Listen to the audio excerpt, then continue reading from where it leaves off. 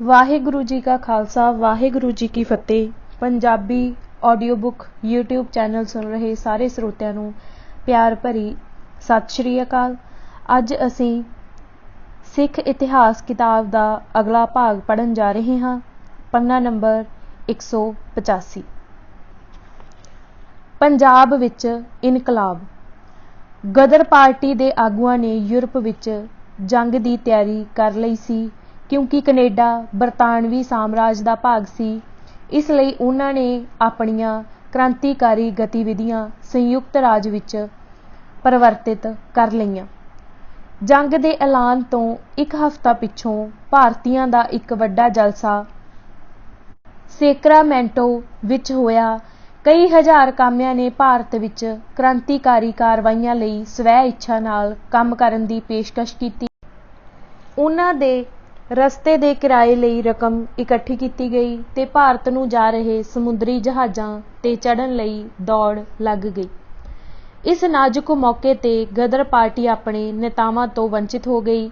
ਜਵਾਲਾ ਸਿੰਘ ਤੋਂ ਸੋਹਣ ਸਿੰਘ ਭਕਨਾ ਨੇ ਭਾਰਤ ਵਿੱਚ ਕ੍ਰਾਂਤੀਕਾਰੀ ਕਾਰਜ ਲਈ ਨਾਮ ਲਿਖਵਾ ਦਿੱਤਾ। ਹਰਦਿਆਲ ਸਿੰਘ, ਜੋ ਪਹਿਲਾਂ ਗੜਬੜ ਫੈਲਾਉਣ ਦੇ ਦੋਸ਼ ਵਿੱਚ ਗ੍ਰਿਫਤਾਰ ਕੀਤਾ ਗਿਆ ਸੀ, ਜ਼ਮਾਨਤ ਹੋਣ ਪਿੱਛੋਂ ਸਵਿਟਜ਼ਰਲੈਂਡ ਭੱਜ ਗਿਆ। ਉਸ ਦੀ ਗੈਰ ਮੌਜੂਦਗੀ ਵਿੱਚ ਪਾਰਟੀ ਦਾ ਸਾਰਾ ਕੰਮ ਪਿਸ਼ਾਵਰ ਤੋਂ ਇੱਕ ਪੰਡਿਤ ਰਾਮ ਚੰਦਰ ਦੇ ਹੱਥ ਆ ਗਿਆ। ਕ੍ਰਾਂਤੀਕਾਰੀਆਂ ਦੀ ਪਹਿਲੀ ਟੋਲੀ ਜਵਾਲਾ ਸਿੰਘ ਦੀ ਅਗਵਾਈ ਵਿੱਚ ਸਾਨ ਫਰਾਂਸਿਸਕੋ ਤੋਂ ਅਗਸਤ 1914 ਵਿੱਚ ਕੋਰੀਆ ਜਹਾਜ਼ ਰਾਹੀਂ ਸਮੁੰਦਰੀ ਰਸਤੇ ਗਈ। ਰਾਮ ਚੰਦਰ ਨੇ ਉਹਨਾਂ ਨੂੰ ਹੇਠ ਲਿਖੇ ਸ਼ਬਦਾਂ ਨਾਲ ਸੰਬੋਧਿਤ ਕੀਤਾ। ਤੁਹਾਡਾ ਕਰਤੱਵ ਸਪਸ਼ਟ ਹੈ। ਮੁਲਕ ਦੇ ਹਰ ਕੋਨੇ ਵਿੱਚ ਬਗਾਵਤ ਫੈਲਾ ਦਿਓ, ਅਮੀਰਾਂ ਨੂੰ ਲੁੱਟ ਲਵੋ ਤੇ ਗਰੀਬਾਂ ਤੇ ਰਹਿਮ ਕਰੋ। ਇਸ ਤਰ੍ਹਾਂ ਸਭ ਦੀ ਹਮਦਰਦੀ ਪ੍ਰਾਪਤ ਕਰੋ। ਭਾਰਤ ਪਹੁੰਚਣ ਤੇ ਤੁਹਾਨੂੰ ਹਥਿਆਰ ਦਿੱਤੇ ਜਾਣਗੇ। ਜੇ ਇੰਜ ਨਾ ਹੋਇਆ ਤਾਂ ਤੁਸੀਂ ਰਫਲਾਂ ਲਈ ਥਾਣੇ ਲੁੱਟ ਲਵੋ।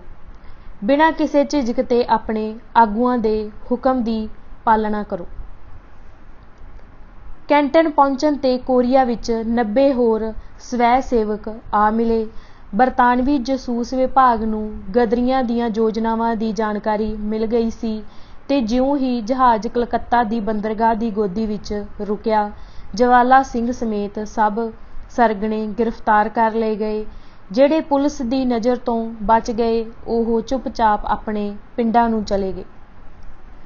ਗਦਰੀ ਕੈਨੇਡਾ, ਸੰਯੁਕਤ ਰਾਜ, ਹਾਂਗਕਾਂਗ, ਸੰਘਈ, ਚੀਨ, ਜਲਡਮਰੂ, ਬਸਤੀਆਂ, ਬੋਰਨੀਓ, ਜਾਪਾਨ ਤੇ ਫਿਲਪਾਈਨਸ 'ਚ ਜਥਿਆਂ ਵਿੱਚ ਆਉਂਦੇ ਰਹੇ। ਭਾਰਤ ਵੱਲ ਆਉਂਦਿਆਂ ਉਹਨਾਂ ਨੇ ਰਸਤੇ ਵਿੱਚ ਨਿਯੁਕਤ ਭਾਰਤੀ ਪਲਟਨਾਂ ਨਾਲ ਸੰਪਰਕ ਕੀਤਾ। ਹਾਂਗਕਾਂਗ ਵਿੱਚ 26 ਪੰਜਾਬੀ ਪਲਟਨ ਨਾਲ, ਸਿੰਗਾਪੁਰ ਵਿੱਚ ਮਲਾਇਆ ਸਟੇਟ ਗਾਈਡਸ ਤੇ 5 ਲਾਈਟ ਇਨਫੈਂਟਰੀ ਤੇ ਪੇਨਾਂਗ ਵਿੱਚ ਸਿੱਖ ਸਿਪਾਹੀਆਂ ਦੀ ਇੱਕ ਟੋਲੀ ਨਾਲ ਉਹਨਾਂ ਨੇ ਸੰਪਰਕ ਕੀਤਾ। ਜਿਹੜੇ ਜਾਪਾਨੀ ਜਹਾਜ਼ ਦੇ ਬੇੜੇ ਗਦਰੀਆਂ ਨੂੰ ਭਾਰਤ ਵਿੱਚ ਲੈ ਕੇ ਆਏ, ਉਹਨਾਂ ਵਿੱਚੋਂ ਮਸ਼ਹੂਰ ਇੱਕ ਤਾਂ ਤੋਸ਼ਾ ਮਾਰੂ ਸੀ, ਜੋ ਅਕਤੂਬਰ ਦੇ ਅਖੀਰ ਵਿੱਚ ਕਲਕੱਤਾ ਪਹੁੰਚਿਆ, ਤੇ ਦੂਸਰਾ ਮਸੀਮਾ ਮਾਰੂ ਸੀ, ਜੋ ਕੋਲੰਬੋ ਦੀ ਗੋਦੀ ਵਿੱਚ ਰੁਕਿਆ। ਤੋਸ਼ਾ ਮਾਰੂ ਦੀ ਪੁਲਿਸ ਨੇ ਤਲਾਸ਼ੀ ਲਈ ਤੇ 4 ਆਗੂਆਂ ਨੂੰ ਗ੍ਰਿਫਤਾਰ ਕਰ ਲਿਆ। 197 ਮੁਸਾਫਿਰ ਪੁਲਿਸ ਸੁਰੱਖਿਆ ਅਧੀਨ ਪੰਜਾਬ ਭੇਜ ਦਿੱਤੇ ਗਏ। ਭਾਰਤੀ ਪੁਲਿਸ ਦੱਖਣੀ ਭਾਰਤ ਦੀਆਂ ਬੰਦਰਗਾਹਾਂ ਰਾਹੀਂ ਕ੍ਰਾਂਤੀਕਾਰੀਆਂ ਦੇ ਆਉਣ ਦੀ ਸੰਭਾਵਨਾ ਦੀ ਪੇਸ਼ਬੰਦੀ ਨਾ ਕਰ ਸਕੀ। ਇਸ ਤਰ੍ਹਾਂ ਬਹੁਤ ਸਾਰੇ ਪੰਜਾਬ ਪਹੁੰਚ ਗਏ। ਇਹ ਅਨੁਮਾਨ ਲਾਇਆ ਗਿਆ ਕਿ ਦਸੰਬਰ 1914 ਤੱਕ ਲਗਭਗ 1000 ਗਦਰੀ ਭਾਰਤ ਪਹੁੰਚ ਚੁੱਕੇ ਸਨ। ਭਾਰਤ ਵਿੱਚ ਦਾਖਲੇ ਦਾ ਅਧਿਆਦੇਸ਼, ਜੋ 5 ਸਤੰਬਰ ਨੂੰ ਲਾਗੂ ਕਰ ਦਿੱਤਾ ਗਿਆ, ਇਸ ਨੇ ਅਧਿਕਾਰੀਆਂ ਨੂੰ ਵਤਨ ਆ ਰਹੇ ਪ੍ਰਵਾਸੀਆਂ ਨੂੰ ਨਜ਼ਰਬੰਦ ਕਰਨ ਦੇ ਅਧਿਕਾਰ ਦੇ ਦਿੱਤੇ। ਭਾਰਤ ਰੱਖਿਆ ਕਾਨੂੰਨ, ਜੋ 19 ਮਾਰਚ 1915 ਨੂੰ ਪਾਸ ਕੀਤਾ ਗਿਆ, ਉਸ ਨੇ ਗਵਰਨਰ ਜਨਰਲ ਨੂੰ ਇਹ ਅਧਿਕਾਰ ਦੇ ਦਿੱਤੇ ਕਿ ਉਹ ਕਿਸੇ ਵੀ ਸਿਵਲ ਜਾਂ ਫੌਜੀ ਅਧਿਕਾਰੀ ਨੂੰ ਇਹ ਅਧਿਕਾਰ ਦੇ ਸਕਦਾ ਹੈ ਕਿ ਉਹ ਕਿਸੇ ਵੀ ਖੇਤਰ ਵਿੱਚ ਸ਼ੱਕੀ ਵਿਅਕਤੀਆਂ ਦਾ ਪ੍ਰਵੇਸ਼ ਰੋਕ ਸਕਦਾ ਹੈ, ਜਿਸ ਦਾ ਦਾਖਲਾ ਜਨਤਕ ਹਿੱਤਾਂ ਦੇ ਕਿਸੇ ਤਰ੍ਹਾਂ ਵੀ ਵਿਰੁੱਧ ਹੋਵੇ ਜਾਂ ਕਿਸੇ ਵਿਅਕਤੀ ਨੂੰ ਵਿਸ਼ੇਸ਼ ਖੇਤਰ ਵਿੱਚ ਰਿਹਾਇਸ਼ ਰੱਖਣ ਤੋਂ ਵਰਜ ਦੇਵੇ। ਇਹ ਕਾਨੂੰਨ ਪੰਜਾਬ ਦੇ 23 ਜ਼ਿਲ੍ਹਿਆਂ ਵਿੱਚ 16 ਵਿੱਚ ਸੰਦੇਹਪੂਰਨ ਵਿਅਕਤੀਆਂ ਦੀਆਂ ਗਤੀਵਿਧੀਆਂ ਉੱਪਰ ਪਾਬੰਦੀ ਲਾਉਣ ਲਈ ਵਰਤਿਆ ਗਿਆ। ਗਦਰੀਆਂ ਨੂੰ ਇਹ ਜਾਣ ਕੇ ਬੜੀ ਨਿਰਾਸ਼ਤਾ ਹੋਈ ਕਿ ਭਾਰਤ ਵਿੱਚ ਮਾਹੌਲ ਬਿਲਕੁਲ ਹੀ ਕ੍ਰਾਂਤੀ ਲਈ ਅਨੁਕੂਲ ਨਹੀਂ ਸੀ। ਜਦੋਂ ਪ੍ਰਦੇਸ਼ ਵਾਸੀ ਸਤੰਬਰ 1914 ਵਿੱਚ ਦੇਸ਼ ਪਰਤਣ ਲੱਗੇ ਤਾਂ ਉਹਨਾਂ ਨੂੰ ਉਮੀਦ ਸੀ ਕਿ ਜੇ ਪੰਜਾਬ ਕ੍ਰਾਂਤੀ ਲਈ ਨਾ ਵੀ ਤਿਆਰ ਹੋਊ ਤਾਂ ਇੱਥੇ ਬੇਚੈਨੀ ਤਾਂ ਹੋਵੇਗੀ, ਪਰ ਇਸ ਪੱਖੋਂ ਵੀ ਨਿਸ਼ਚਿਤ ਤੌਰ 'ਤੇ ਖਾਸ ਕਰਕੇ ਹਥਿਆਰਾਂ ਪੱਖੋਂ ਉਹ ਬੜੇ ਮਾਯੂਸ ਹੋਏ। ਵਸੋਂ ਦੀ ਭਾਰੀ ਗਿਣਤੀ ਪੂਰੀ ਤਰ੍ਹਾਂ ਵਫਾਦਾਰ ਤੇ ਸੰਤੁਸ਼ਟ ਸੀ, ਭਾਵੇਂ ਉਹ ਪਿਛਲੇ ਮਹੀਨੇ ਸ਼ੁਰੂ ਹੋਈ ਯੂਰਪ ਦੀ ਜੰਗ ਤੋਂ ਪਰੇਸ਼ਾਨ ਸਨ। ਰਾਸ਼ਟਰੀ ਕਾਂਗਰਸ ਦੇ ਨੇਤਾਵਾਂ ਦੀ ਵੀ ਅੰਗਰੇਜ਼ਾਂ ਨਾਲ ਹਮਦਰਦੀ ਸੀ। ਮਹਾਤਮਾ ਗਾਂਧੀ ਨੇ ਆਪਣੇ ਆਪ ਨੂੰ ਡਾਕਟਰੀ ਸੇਵਾਵਾਂ ਲਈ ਪੇਸ਼ ਕੀਤਾ ਸੀ ਤੇ ਸਗੋਂ ਬਾਲ ਗੰਗਾਧਰ ਵਰਗੇ ਗਰਮ ਖਿਆਲੀ ਨੇਤਾਵਾਂ ਨੇ ਵੀ ਉਹਨਾਂ ਲੋਕਾਂ ਪ੍ਰਤੀ ਸਖਤ ਨਾਪਸੰਦਗੀ ਜ਼ਾਹਿਰ ਕੀਤੀ ਸੀ ਜੋ ਸਥਿਤੀ ਦਾ ਲਾਭ ਉਠਾਉਣਾ ਚਾਹੁੰਦੇ ਸਨ। ਪੰਜਾਬ ਆਪਣੇ 94 ਜਵਾਨ ਲੜਾਈ ਲਈ ਭੇਜ ਰਿਹਾ ਸੀ। ਇੱਕ ਉੱਘੀ ਸਿੱਖ ਰਾਜਸੀ ਜਥੇਬੰਦੀ ਚੀਫ ਖਾਲਸਾ ਦੀਵਾਨ ਨੇ ਤਾਜ ਪ੍ਰਤੀ ਆਪਣੀ ਵਫਾਦਾਰੀ ਮੁੜ ਦੁਹਰਾਈ ਸੀ ਤੇ ਕਈ ਮਸ਼ਹੂਰ ਸਿੱਖ ਗੁਰਦੁਆਰਿਆਂ ਦੇ ਮਹੰਤਾਂ ਨੇ ਗਦਰੀਆਂ ਨੂੰ ਖੂਨੀ, ਗੁੰਡੇ, ਪਤਿਤ ਤੇ ਗੱਦਾਰ ਆਖ ਕੇ ਭੰਡਿਆ ਸੀ। ਕਿਸਾਨਾਂ ਨੂੰ ਗਦਰੀਆਂ ਵੱਲੋਂ ਕੀਤੀਆਂ ਗਈਆਂ ਹਿੰਸਕ ਕਾਰਵਾਈਆਂ ਵਿੱਚ ਕੁਝ ਵੀ ਠੀਕ ਨਾ ਲੱਗਾ। ਉਹਨਾਂ ਲਈ ਤਾਂ ਕ੍ਰਾਂਤੀਕਾਰੀ ਇਮਾਨਦਾਰ ਆਦਮੀਆਂ ਦੇ ਕਾਤਲ ਤੇ ਲੁਟੇਰੇ ਬਣ ਗਏ ਸਨ ਤੇ ਉਹਨਾਂ ਦੀ ਸੰਸਥਾ ਤੇ ਹਥਿਆਰ ਖਤਰਨਾਕ ਸਨ ਤੇ ਉਹਨਾਂ ਦਾ ਹਰ ਢੰਗ ਨਾਲ ਵਿਰੋਧ ਕਰਕੇ ਉਹਨਾਂ ਨੂੰ ਗ੍ਰਿਫਤਾਰ ਕੀਤਾ ਜਾਣਾ ਚਾਹੀਦਾ ਸੀ। ਗਦਰੀਆਂ ਨੇ ਕਿਸਾਨਾਂ ਵਿੱਚ ਪੈਰ ਧਰਨ ਲਈ ਸਿਰ ਤੋੜ ਯਤਨ ਕੀਤੇ। ਉਹ ਅੰਮ੍ਰਿਤਸਰ, ਨਨਕਾਣਾ ਸਾਹਿਬ ਤੇ ਤਰਨਤਾਰਨ ਦੇ ਧਾਰਮਿਕ ਤਿਉਹਾਰਾਂ ਤੇ ਵੀ ਗਏ ਤੇ ਲੋਕਾਂ ਨੂੰ ਖੁੱਲ੍ਹਮ ਖੁੱਲ੍ਹਾ ਵਿਦਰੋਹ ਕਰਨ ਲਈ ਉਕਸਾਇਆ। ਉਹਨਾਂ ਨੂੰ ਬਹੁਤ ਘੱਟ ਹੁੰਗਾਰਾ ਮਿਲਿਆ ਤੇ ਆਖਿਰ ਕ੍ਰਾਂਤੀਕਾਰੀਆਂ ਨੂੰ ਆਪਣੇ ਸਾਧਨ ਤੇ ਵਸੀਲੇ ਆਪ ਲੱਭਣੇ ਪਏ।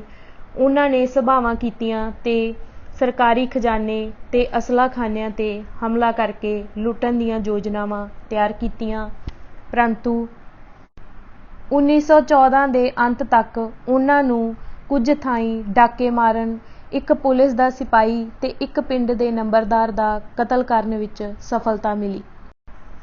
1915 ਦੇ ਸ਼ੁਰੂ ਵਿੱਚ ਗਦਰੀਆਂ ਨੇ ਮੁਲਕ ਦੇ ਦੂਸਰੇ ਭਾਗਾਂ ਵਿੱਚ ਆਤੰਕਵਾਦੀਆਂ ਸੰਸਥਾਵਾਂ ਨਾਲ ਸੰਬੰਧ ਸਥਾਪਿਤ ਕੀਤੇ।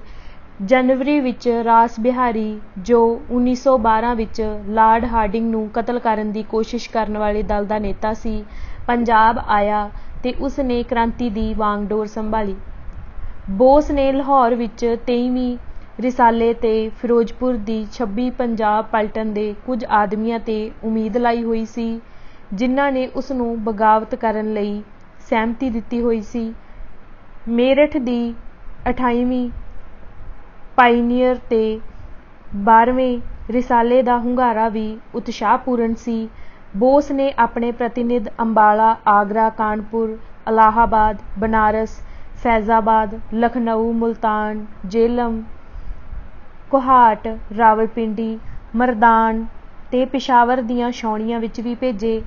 ਉਚਿਤ ਰਿਪੋਰਟਾਂ ਮਿਲਣ ਤੇ ਉਸ ਨੇ 21 ਫਰਵਰੀ 1915 ਦਾ ਦਿਨ ਭਾਰਤੀ ਫੌਜੀਆਂ ਦੇ ਆਮ ਵਿਦਰੋਹ ਲਈ ਨਿਸ਼ਚਿਤ ਕਰ ਦਿੱਤਾ। ਬੰਬ ਬਣਾਉਣ ਦੇ ਕਾਰਖਾਨੇ ਅੰਮ੍ਰਿਤਸਰ, ਝੱਬੇਵਾਲ ਤੇ ਲੋਹਟ ਬੱਦੀ ਵਿੱਚ ਲਾਏ ਗਏ। ਕ੍ਰਾਂਤੀਕਾਰੀਆਂ ਨੂੰ ਤਾਰਾਂ ਕੱਟਣ ਤੇ ਰੇਲਾਂ ਲੀਹਾਂ ਤੋਂ ਲਾਹੁਣ ਲਈ ਉਪਕਰਨ ਦਿੱਤੇ ਗਏ। ਤਿਰੰਗੇ ਕੌਮੀ ਝੰਡੇ ਬਣਾਏ ਗਏ ਤੇ ਐਲਾਨ-ਏ-ਜੰਗ ਦੀਆਂ ਹੋਰ ਕਾਪੀਆਂ ਸਾਈਕਲੋ ਸਟਾਈਲ ਕਰਕੇ ਵੰਡੀਆਂ ਗਈਆਂ। ਇਹ ਬੜੀਆਂ ਧਿਆਨ ਨਾਲ ਬਣਾਈਆਂ ਵਿਉਂਤਾਂ ਵੀ ਪੁਲਿਸ ਨੇ ਨਕਾਰਾ ਕਰ ਦਿੱਤੀਆਂ, ਕਿਉਂਕਿ ਉਹ ਇੱਕ ਗ੍ਰਿਫਤਾਰ ਕ੍ਰਾਂਤੀਕਾਰੀ ਤੋਂ ਜਾਣਕਾਰੀ ਲੈਣ ਵਿੱਚ ਸਫਲ ਹੋ ਗਈ। ਬੋਸ ਨੇ ਵਿਦਰੋਹ ਦੀ ਤਰੀਕ 21 ਫਰਵਰੀ ਦੀ ਥਾਂ ਹੋਰ ਪਹਿਲਾਂ 19 ਫਰਵਰੀ ਨੂੰ ਨਿਸ਼ਚਿਤ ਕਰ ਦਿੱਤੀ। इस तब्दीली की जानकारी जसूस ने पुलिस नूं पहुंचा दित्ती सी, जो बोस की अंदरूनी कमेटी अंदर घुसन विच कामयाब हो चुका सी। असंतुष्ट पलटना बेहथियार कर दित्तियां गईयां। शक्कियां उपर फौजी अदालत विच मुकदमे चलाए गए ते उन्हां नूं फांसी लाया गया। क्रांतिकारी निसफल ही फौजां दे बाहर आउण दी ते बगावत करन दी उड़ीक करदे रहे। फिर ओह खिंड पुंड गए ते ओह पुलिस दे विछाए होए जाल विच फस गए। रास बिहारी भेस बदल के पंजाब छड्ड गया। 1915 दीआं गर्मियां तक गदर लहर खत्म हो चुकी सी। कुछ सिरलथ व्यक्ति जो भगौड़े हो गए सन, उन्हां ने अपना गुस्सा जसूसां, सरकारी गवाहां ते क्रांतिकारियां नूं फड़ाउण वालियां अते पुलिस नाल सहयोग करन वालियां ते कढिया। पतझड़ दी रुत तक ਉਹ भी फड़ लए गए ते ਉਹ डर के दड़ वट गए। 1915 अगस्त ਨੂੰ विद्रोह शुरू होण ਦੇ 9 ਮਹੀਨਿਆਂ अंदर ही गदरियां ਦਾ विद्रोह दबा दिता गया। लगभग उन्हां दे सारे आगू ते उन्हां दे बहुत सरगर्म अनुयायी ਸਾਰੇ कब्जे विच सन ते ਉਹ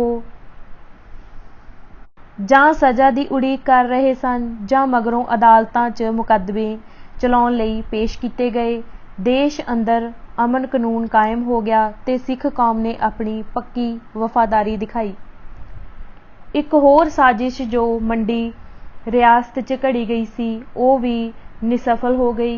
6 आदमी गिरफ्तार किए गए, मुकदमा चलाया गया ते ਵੱਖ-ਵੱਖ ਮਿਆਦ ਲਈ कैद की सज़ा दिती गई। ਸਿੰਗਾਪੁਰ बगावत।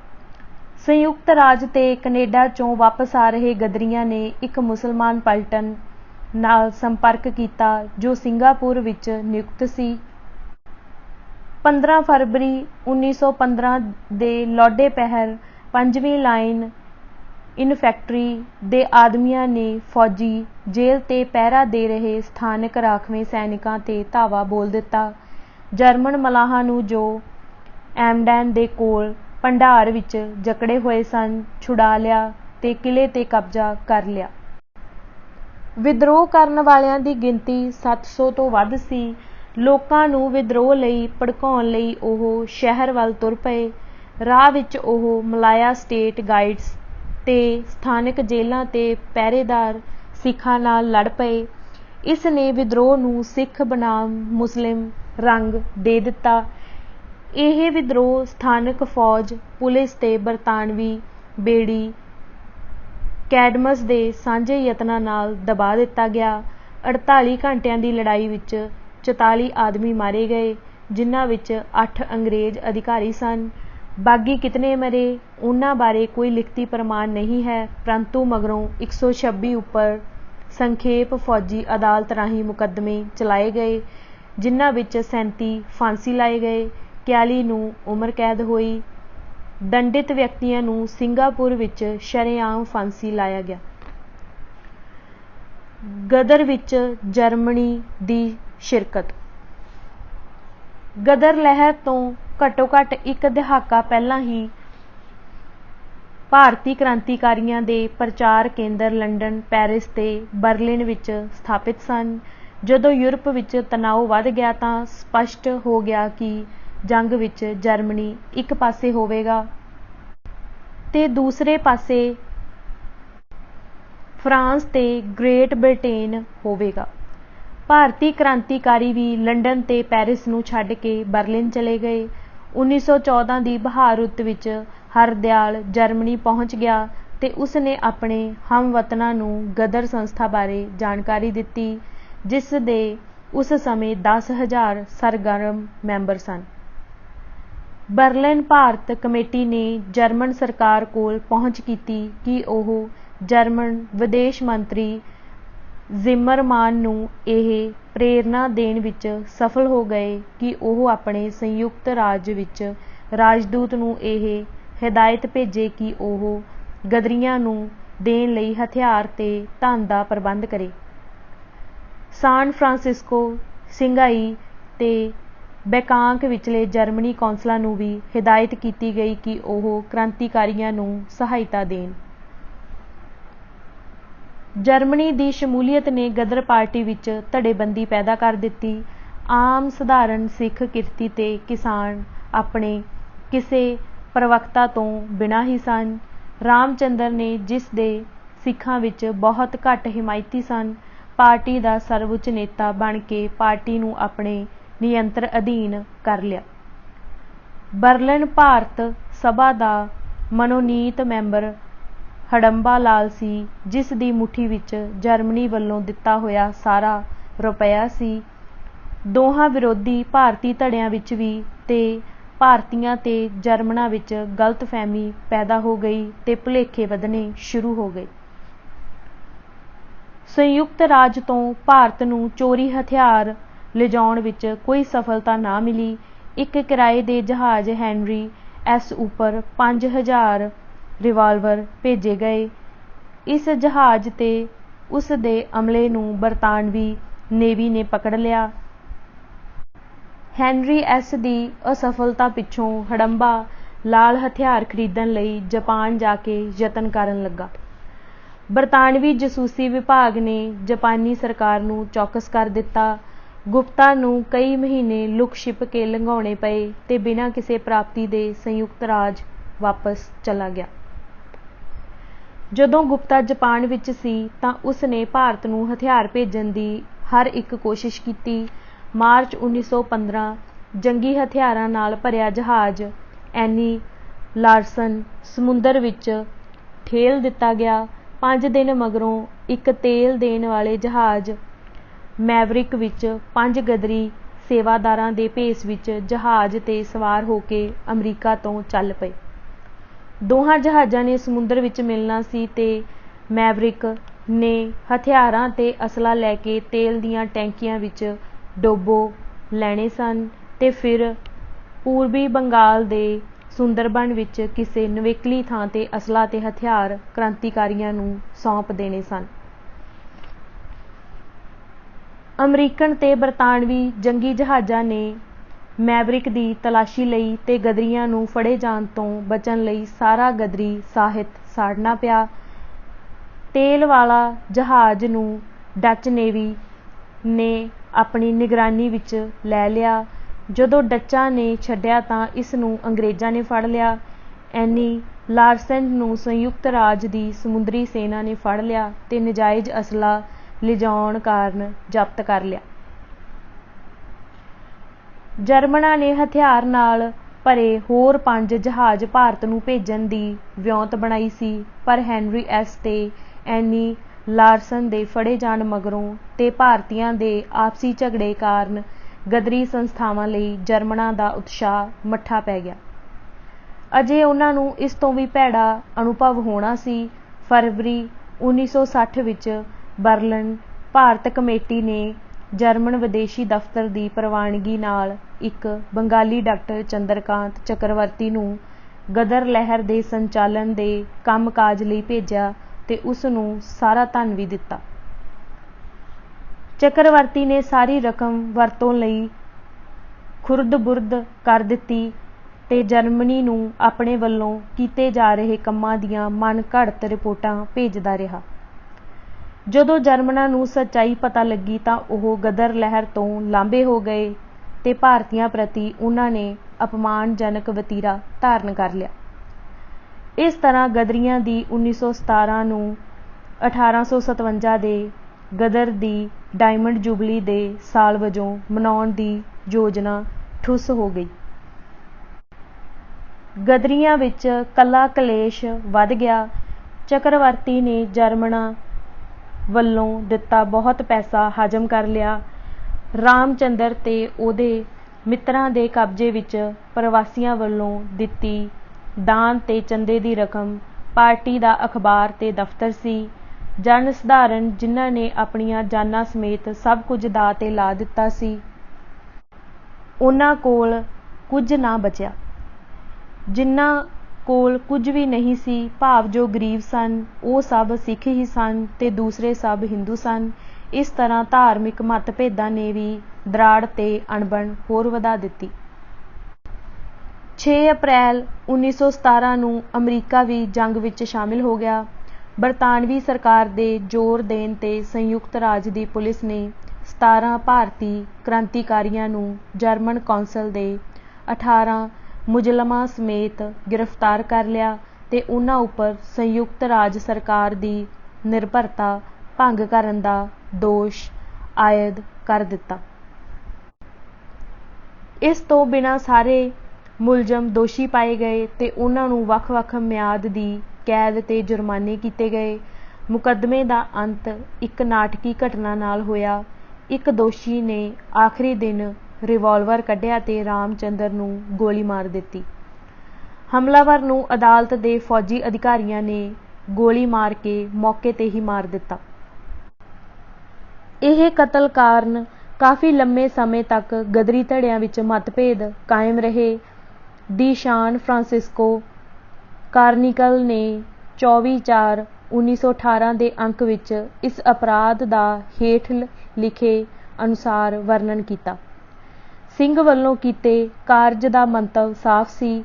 ਭਗਵਾਨ ਸਿੰਘ ਦੇ ਹਿੰਦੂ ਧੜੇ ਅਨੁਸਾਰ ਰਾਮ ਸਿੰਘ ਪਹਿਲਾਂ ਕੈਨੇਡਾ ਵਿੱਚ ਸੈਂਕੜੇ ਏਕੜ ਜ਼ਮੀਨ ਦਾ ਮਾਲਕ ਸੀ ਤੇ ਅਮੀਰਾਂ ਵਿੱਚ ਉਸ ਦਾ ਸ਼ੁਮਾਰ ਹੁੰਦਾ ਸੀ। ਉਸ ਨੇ ਹਿੰਦੂਆਂ ਦੇ ਹਿੱਤ ਲਈ ਹਜ਼ਾਰਾਂ ਹੀ ਡਾਲਰ ਦਿੱਤੇ ਸਨ ਜੋ ਅੱਗੇ ਰਾਮਚੰਦਰ ਨੂੰ ਸੌਂਪ ਦਿੱਤੇ ਗਏ। ਨਿੱਜੀ ਗੱਲਬਾਤ ਦੌਰਾਨ ਭਗਵਾਨ ਸਿੰਘ ਧੜੇ ਨੇ ਰਾਮਚੰਦਰ ਨੂੰ ਬੇਈਮਾਨ ਰਿਸ਼ਵਤਖੋਰ ਆਖਿਆ ਤੇ ਰਾਮ ਸਿੰਘ ਵੱਲੋਂ ਦਿੱਤੇ ਗਏ ਹਜ਼ਾਰਾਂ ਡਾਲਰ ਵੱਲ ਉਹਦਾ ਧਿਆਨ ਦੁਆਇਆ। ਹਿੰਦੂਆਂ ਅਨੁਸਾਰ ਇਸ ਵਿੱਚੋਂ ਬਹੁਤਾ ਰੁਪਇਆ ਰਾਮਚੰਦਰ ਨੇ ਆਪਣੇ ਲਈ ਰੱਖ ਕੇ ਹੜੱਪ ਕਰ ਲਿਆ। ਇਸ ਵੇਰਵੇ ਦਾ ਸਮਰਥਨ ਗੈਰ ਅਮਰੀਕੀ ਗਤੀਵਿਧੀਆਂ ਵਿੱਚ ਵੀ ਕੀਤਾ ਗਿਆ ਹੈ। ਲਾਜਪਤ ਰਾਏ ਨੇ ਲਿਖਿਆ, ਜਿਹੜੇ ਬੰਗਾਲੀ ਕ੍ਰਾਂਤੀਕਾਰੀਆਂ ਨੂੰ ਮੈਂ ਜਾਣਦਾ ਹਾਂ ਉਹ ਮੁਹਿੰਮ ਦੇ ਸੰਚਾਲਨ ਤੇ ਰੁਪਏ ਇਕੱਠੇ ਕਰਨ ਤੇ ਖਰਚਣ ਵਿੱਚ ਸਿਧਾਂਤਹੀਣ ਸਨ। ਪੰਜਾਬੀਆਂ ਵਿੱਚੋਂ ਸਭ ਤੋਂ ਭੈੜੇ ਰਾਮਚੰਦਰ ਤੇ ਹਰੀਸ਼ ਚੰਦਰ ਸਨ। ਸਿੱਖ ਸਮੁੱਚੇ ਤੌਰ ਤੇ ਇਮਾਨਦਾਰ ਸਨ, ਵਧੇਰੇ ਪਰ ਸੁਆਰਥੀ ਤੇ ਅਨੁਸ਼ਾਸਿਤ ਸਨ। ਉਨ੍ਹਾਂ ਵਿੱਚੋਂ ਸਭ ਤੋਂ ਭੈੜਾ ਗਿਆਨੀ ਭਗਵਾਨ ਸਿੰਘ ਸੀ, ਪਰ ਉਹ ਨਿਰਸੰਦੇਹ ਰਾਮਚੰਦਰ ਚੱਕਰਵਰਤੀ ਜਾਂ ਗੁਪਤਾ ਦੇ ਮੁਕਾਬਲੇ ਬਹੁਤ ਵਧੀਆ ਸੀ। ਪਰੰਤੂ ਰਾਮਚੰਦਰ ਦਾ ਨਾਮ ਇੰਡੀਅਨ ਨੈਸ਼ਨਲ ਕਾਂਗਰਸ ਨੇ ਅਧਿਕਾਰਿਤ ਤੌਰ ਤੇ ਕ੍ਰਾਂਤੀ ਦੇ ਨਾਇਕਾਂ ਵਿੱਚ ਦਰਜ ਕੀਤਾ ਹੋਇਆ ਹੈ। ਬ੍ਰਿਟਿਸ਼ ਡੈਫਨਜ਼ ਆਫ ਇੰਡੀਆ ਐਕਟ 1915 ਰਾਹੀਂ ਪ੍ਰਾਂਤਕ ਸਰਕਾਰਾਂ ਨੂੰ ਵਿਸ਼ੇਸ਼ ਅਦਾਲਤਾਂ ਸਥਾਪਿਤ ਕਰਨ ਦੇ ਅਧਿਕਾਰ ਦੇ ਦਿੱਤੇ ਗਏ ਜੋ ਆਮ ਕਾਨੂੰਨੀ ਕਾਰਵਾਈਆਂ ਨੂੰ ਲਾਮੇ ਰੱਖ ਕੇ ਫੈਸਲੇ ਕਰ ਸਕਦੀਆਂ ਸਨ ਤੇ ਉਨ੍ਹਾਂ ਦਾ ਫੈਸਲਾ ਅੰਤਿਮ ਹੁੰਦਾ ਸੀ। ਇਹ ਵਿਸ਼ੇਸ਼ ਅਦਾਲਤਾਂ ਗਦਰੀਆਂ ਉੱਪਰ ਮੁਕੱਦਮੇ ਚਲਾਉਣ ਲਈ ਸਥਾਪਿਤ ਕੀਤੀਆਂ ਗਈਆਂ ਸਨ, ਜਿਨ੍ਹਾਂ ਵਿੱਚ ਹਰ ਹਾਲਤ 3 ਜੱਜਾਂ ਵਿੱਚੋਂ 2 ਅੰਗਰੇਜ਼ ਜੱਜ ਹੁੰਦੇ ਸਨ। ਲਾਹੌਰ, ਮੰਡੀ, ਬਨਾਰਸ ਤੇ ਦੂਰ ਦੁਰਾਡੇ ਮਾਂਡਲੇ ਤੇ ਸਿੰਗਾਪੁਰ ਵਿੱਚ ਲੜੀਵਾਰ ਚੱਲਦੇ ਮੁਕੱਦਮਿਆਂ ਵਿੱਚ ਸੈਂਕੜੇ ਕ੍ਰਾਂਤੀਕਾਰੀਆਂ ਤੇ ਮੁਕੱਦਮੇ ਚਲਾ ਕੇ ਸਜ਼ਾ ਦਿੱਤੀ ਗਈ। ਇਨ੍ਹਾਂ ਵਿੱਚੋਂ ਪੰਜਾਬ ਵਿੱਚ ਜਿਨ੍ਹਾਂ ਤੇ ਮੁਕੱਦਮਾ ਚਲਾਇਆ ਗਿਆ ਉਨ੍ਹਾਂ ਵਿੱਚੋਂ 40 ਨੂੰ ਫਾਂਸੀ ਦਿੱਤੀ ਗਈ ਤੇ 194 ਨੂੰ ਲੰਮੇ ਸਮੇਂ ਦੀ ਕੈਦ ਦੀਆਂ ਸਜ਼ਾਵਾਂ ਦਿੱਤੀਆਂ ਗਈਆਂ। ਇਨ੍ਹਾਂ ਤੋਂ ਬਿਨਾਂ ਬਹੁਤ ਸਾਰੇ ਫੌਜੀਆਂ ਉੱਪਰ ਫੌਜੀ ਅਦਾਲਤਾਂ ਵਿੱਚ ਮੁਕੱਦਮੇ ਚਲਾ ਕੇ ਉਨ੍ਹਾਂ ਨੂੰ ਗੋਲੀ ਨਾਲ ਉਡਾਇਆ ਗਿਆ। ਗਦਰ ਲਹਿਰ ਅਨੇਕ ਕਾਰਨਾਂ ਕਰਕੇ ਅਸਫਲ ਹੋਈ, ਜਿਨ੍ਹਾਂ ਵਿੱਚੋਂ ਹਥਿਆਰ ਦੀ ਘਾਟ, ਅਨੁਭਵ ਦੀ ਘਾਟ, ਭੈੜਾ ਨੇਤਰਤਵ, ਕ੍ਰਾਂਤੀਕਾਰੀਆਂ ਦੀ ਭੇਤ ਗੁਪਤ ਰੱਖਣ ਦੀ ਅਸਫਲਤਾ, ਜਰਮਨਾਂ ਤੇ ਗਦਰੀਆਂ ਵਿੱਚ ਮਤਭੇਦ, ਬਰਤਾਨਵੀ ਜਸੂਸ ਵਿਭਾਗ ਦੀ ਸੁਯੋਗਤਾ ਜਿਸ ਨੇ ਕ੍ਰਾਂਤੀਕਾਰੀਆਂ ਦੀਆਂ ਸਰਵੋਤਮ ਕਮੇਟੀਆਂ ਵਿੱਚ ਜਸੂਸ ਘੁਸੇੜ ਦਿੱਤੇ, ਭਾਰਤ ਸਰਕਾਰ ਵੱਲੋਂ ਉਠਾਏ ਗਏ ਸਖਤ ਕਦਮ ਤੇ ਪੰਜਾਬ ਪੁਲਿਸ ਵੱਲੋਂ ਅਪਣਾਏ ਵਹਿਸ਼ੀਆਨਾ ਢੰਗ ਤਰੀਕੇ ਸਨ, ਜਿਨ੍ਹਾਂ ਨੇ ਬਹੁਤ ਸਾਰੇ ਨੇਤਾਵਾਂ ਨੂੰ ਆਪਣੇ ਹੀ ਸਹਿਯੋਗੀਆਂ ਵਿਰੁੱਧ ਸੂਹ ਦੇਣ ਲਈ ਮਜਬੂਰ ਕਰ ਦਿੱਤਾ। ਪ੍ਰਮੁੱਖ ਕਾਰਨ ਸਨ, ਪਰੰਤੂ ਇਸ ਦੀ ਅਸਫਲਤਾ ਦਾ ਮੁੱਖ ਕਾਰਨ ਇਹ ਸੀ ਕਿ ਪੰਜਾਬੀ ਜਨ ਮਾਨਸ ਵਿਦਰੋਹ ਲਈ ਤਿਆਰ ਨਹੀਂ ਸੀ। ਅਮੀਰ ਜ਼ਿਮੀਂਦਾਰਾਂ ਨੇ ਗਵਰਨਰ ਨੂੰ ਆਪਣੀ ਵਫ਼ਾਦਾਰੀ ਦਾ ਭਰੋਸਾ ਦਿੱਤਾ ਸੀ ਤੇ ਉਹਨਾਂ ਨੇ ਆਪਣੇ ਜ਼ਿਲ੍ਹਿਆਂ ਵਿੱਚ ਪਰਤ ਰਹੇ ਪ੍ਰਵਾਸੀ ਭਾਰਤੀਆਂ ਦੀਆਂ ਗਤੀਵਿਧੀਆਂ ਉੱਪਰ ਨਜ਼ਰ ਰੱਖਣ ਲਈ ਤੇ ਉਹਨਾਂ ਨੂੰ ਵਫ਼ਾਦਾਰੀ ਤੇ ਆਗਿਆ ਵਿੱਚ ਰਹਿਣ ਤੇ ਪ੍ਰੇਰਨਾ ਲਈ ਕਮੇਟੀਆਂ ਦੀ ਸਥਾਪਨਾ ਕੀਤੀ।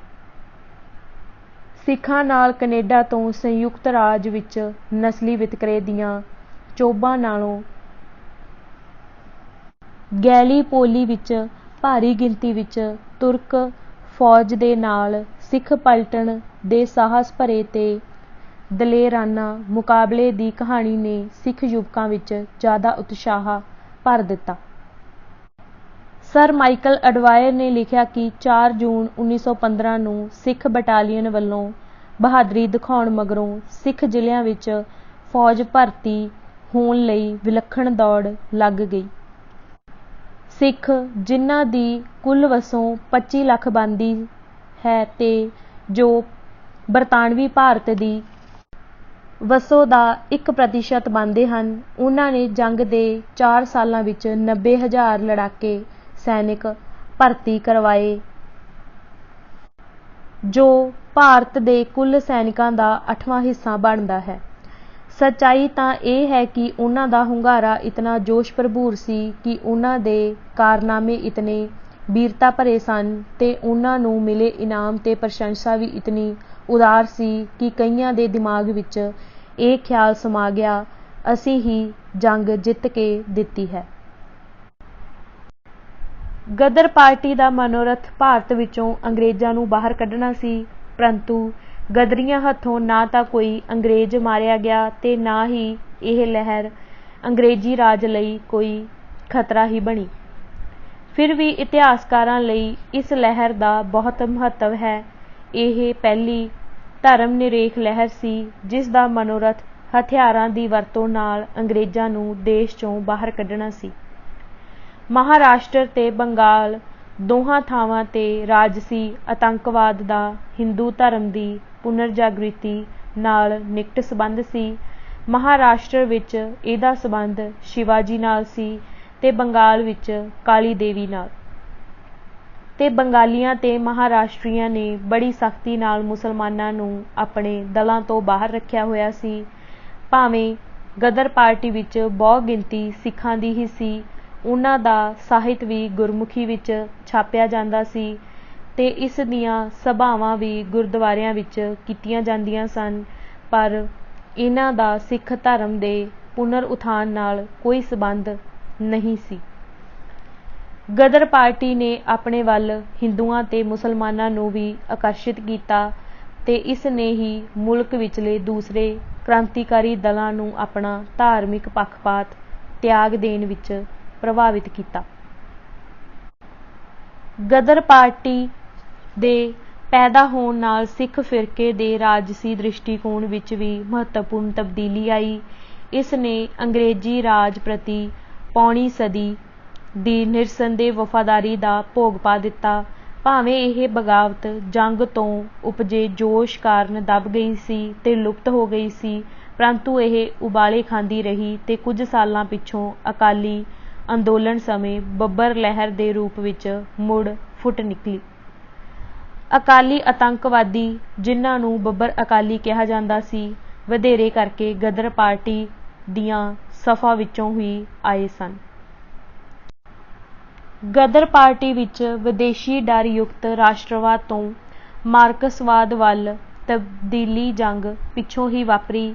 1924 ਵਿੱਚ ਬੋਲਸ਼ਵਿਕ ਪ੍ਰਤੀਨਿਧਾਂ ਨੇ ਸੰਯੁਕਤ ਰਾਜ ਤੇ ਕੈਨੇਡਾ ਦੀ ਗਦਰ ਸੰਸਥਾ ਨਾਲ ਅਮਰੀਕੀ ਕਮਿਊਨਿਸਟ ਐਗਨੈਸ ਸਮੇਂਡਲੇ ਰਾਹੀਂ ਸੰਪਰਕ ਕੀਤਾ। 1925 ਵਿੱਚ ਗਦਰੀਆਂ ਦਾ ਇੱਕ ਦਲ ਰੂਸ ਭੇਜਿਆ ਗਿਆ, ਜਿੱਥੇ ਉਹਨਾਂ ਨੇ ਲੈਨਿਨ ਇੰਸਟੀਚਿਊਟ ਤੇ ਈਸਟਰਨ ਯੂਨੀਵਰਸਿਟੀ ਵਿੱਚ ਸਿੱਖਿਆ ਪ੍ਰਾਪਤ ਕੀਤੀ। 2 ਸਾਲ ਮਗਰੋਂ ਇਸ ਦਲ ਨੂੰ ਅਫਗਾਨਿਸਤਾਨ ਦੇ ਰਸਤੇ ਭਾਰਤ ਭੇਜਿਆ ਗਿਆ। ਉਸ ਵੇਲੇ ਤੱਕ ਭਾਰਤ ਵਿੱਚ ਹੋਰ ਗਦਰੀ, ਜੋ ਬਾਬਿਆਂ ਵਜੋਂ ਮਸ਼ਹੂਰ ਸਨ, ਜੇਲ੍ਹਾਂ ਚੋਂ ਬਾਹਰ ਆ ਚੁੱਕੇ ਸਨ ਤੇ ਉਹਨਾਂ ਨੇ ਆਪਣੇ ਪਹਿਲੇ ਸਹਿਯੋਗੀਆਂ ਨਾਲ ਸੰਪਰਕ ਕਾਇਮ ਕਰ ਲਿਆ ਸੀ। ਉਹਨਾਂ ਨੇ ਬ੍ਰਿਟਿਸ਼ ਕੋਲੰਬੀਆ ਤੇ ਕੈਲੀਫੋਰਨੀਆ ਤੋਂ ਸਿਆਸੀ ਪੀੜਤਾਂ ਲਈ ਸਹਾਇਤਾ ਪ੍ਰਾਪਤ ਹੋਈ। ਇਹ ਰੁਪਇਆ ਦੇਸ਼ ਭਗਤ ਪਰਿਵਾਰ ਸਹਾਇਕਾ ਸਭਾ ਦੇ ਰਾਹੀਂ ਵੰਡਿਆ ਗਿਆ ਸੀ। ਮਾਸਕੋ ਤੋਂ ਆਏ ਗਦਰੀਆਂ ਨੇ ਬਾਬਿਆਂ ਨਾਲ ਮਿਲ ਕੇ ਇੱਕ ਅਖਬਾਰ ਕਿਰਤੀ ਕਿਸਾਨ ਸ਼ੁਰੂ ਕੀਤਾ, ਜਿਸ ਦੇ ਮੁੱਖ ਪੰਨੇ ਤੇ ਛਪਿਆ ਹੁੰਦਾ ਸੀ ਕਮਿਊਨਿਸਟ ਪਾਰਟੀ ਦੀ ਪੰਜਾਬ ਸ਼ਾਖਾ ਦਾ ਅਧਿਕਾਰਿਤ ਅਖਬਾਰ, ਜੋ ਤੀਸਰੀ ਇੰਟਰਨੈਸ਼ਨਲ ਨਾਲ ਸੰਬੰਧਿਤ ਹੈ। ਕੁਝ ਸਾਲਾਂ ਲਈ ਤੇਜਾ ਸਿੰਘ ਸੁਤੰਤਰ ਕਿਰਤੀ ਦਾ ਮੁੱਖ ਸਮਰਥਕ ਸੀ। ਤੇਜਾ ਸਿੰਘ ਸੁਤੰਤਰ ਦਾ ਜਨਮ ਗੁਰਦਾਸਪੁਰ ਜ਼ਿਲ੍ਹੇ ਦੇ ਜੱਟ ਸਿੱਖਾਂ ਦੇ ਘਰ ਪਿੰਡ ਅਲੂਣਾ ਵਿੱਚ 901 ਈਸਵੀ ਨੂੰ ਹੋਇਆ। ਉਹ ਅਕਾਲੀ ਤੇ ਕਾਂਗਰਸ ਲਹਿਰ ਵਿੱਚ ਸਰਗਰਮ ਕਾਰਜਕਰਮੀ ਸੀ। ਉਸ ਨੇ 5 ਸਾਲ ਤੁਰਕੀ ਦੇ ਫੌਜੀ ਕਾਲਜ ਵਿੱਚ ਬਤੀਤ ਕੀਤੇ ਤੇ ਫਿਰ ਉਸ ਨੇ 1929 ਵਿੱਚ ਕੈਲੀਫੋਰਨੀਆ ਦੇ ਗਦਰੀਆਂ ਨਾਲ ਸੰਬੰਧ ਕਾਇਮ ਕੀਤੇ। ਉਸ ਨੂੰ US ਸਰਕਾਰ ਨੇ 1931 ਵਿੱਚ ਦੇਸ਼ ਚੋਂ ਕੱਢ ਦਿੱਤਾ। ਸੁਤੰਤਰ ਭਾਰਤ ਵਾਪਸ ਆਉਣ ਤੋਂ ਪਹਿਲਾਂ 2 ਸਾਲ ਰੂਸ ਵਿੱਚ ਗੁਜ਼ਾਰੇ। ਉਸ ਨੂੰ 1936 ਈਸਵੀ ਵਿੱਚ ਗ੍ਰਿਫਤਾਰ ਕਰ ਲਿਆ, ਜਿੱਥੇ ਉਸ ਨੇ 6 ਸਾਲ ਜੇਲ੍ਹ ਵਿੱਚ ਗੁਜ਼ਾਰੇ।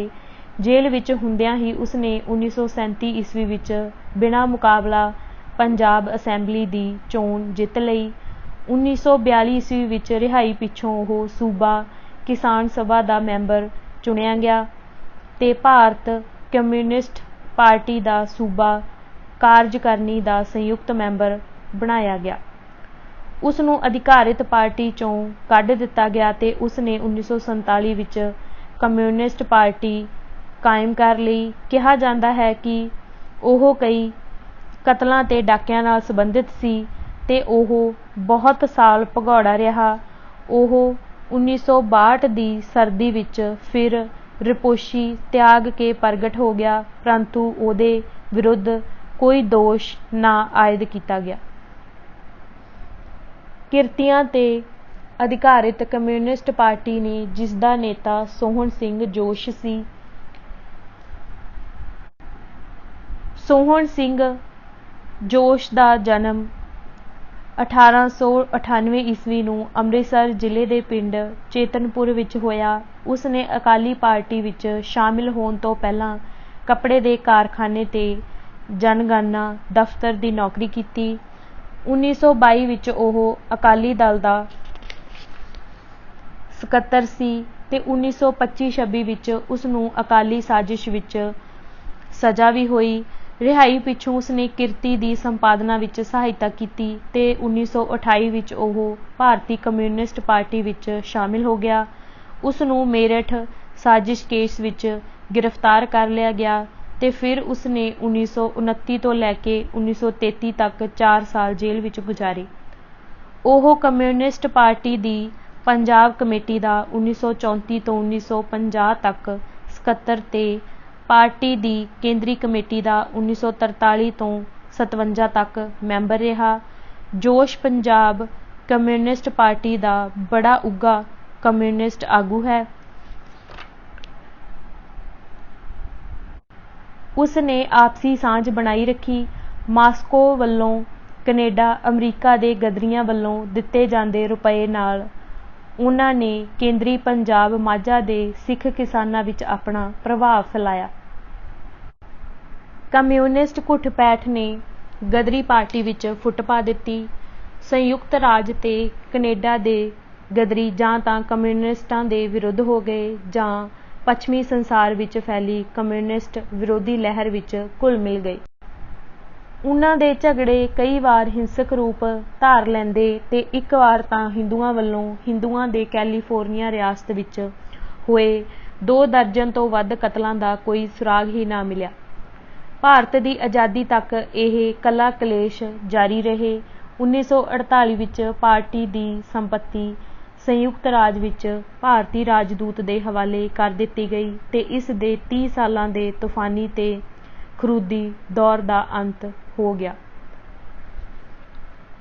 ਕਾਂਡ 13 ਗੁਰਦੁਆਰਾ ਸੁਧਾਰ ਲਹਿਰ। ਸਿੰਘ ਸਭਾ ਲਹਿਰ ਵੱਲੋਂ ਪੈਦਾ ਕੀਤੀ ਜਾਗ੍ਰਿਤੀ ਨੇ ਸਿੱਖਾਂ ਨੂੰ ਆਪਣੇ ਹੱਕਾਂ ਪ੍ਰਤੀ ਸੁਚੇਤ ਕਰ ਦਿੱਤਾ।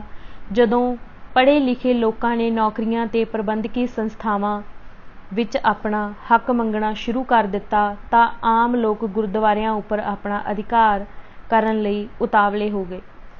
ਸਿੱਖ ਗੁਰਦੁਆਰਿਆਂ ਦੇ ਪ੍ਰਬੰਧ ਦੇ ਕੋਈ ਨਿਯਮ ਨਹੀਂ ਸਨ ਤੇ ਉਨ੍ਹਾਂ ਵਿੱਚੋਂ ਬਹੁਤੇ ਉਤਨੇ ਹੀ ਹਿੰਦੂ ਮਹੰਤ ਸਨ ਜਿਤਨੇ ਸਿੱਖ, ਤੇ ਉਨ੍ਹਾਂ ਨੇ ਆਪਣੇ ਮਾਲਕੀ ਹਕੂਕ ਦੇ ਦਾਅਵੇ ਜਤਾਉਣੇ ਸ਼ੁਰੂ ਕਰ ਦਿੱਤੇ। ਕੁਝ ਗੁਰਦੁਆਰਿਆਂ ਜਿਵੇਂ ਸਵਰਨ ਮੰਦਰ ਅੰਮ੍ਰਿਤਸਰ ਤੇ ਗੁਰੂ ਨਾਨਕ ਦੇਵ ਜੀ ਦੀ ਜਨਮ ਭੂਮੀ ਨਨਕਾਣਾ ਸਾਹਿਬ ਦੀ ਆਮਦਨ ਲੱਖਾਂ ਰੁਪਏ ਸੀ। ਕਈ ਸਾਲਾਂ ਤੱਕ ਸਿੱਖ ਸਭਾਵਾਂ ਮਹੰਤਾਂ ਵਿਰੁੱਧ ਦੀਵਾਨੀ ਮੁਕੱਦਮੇ ਲੜਦੀਆਂ ਰਹੀਆਂ।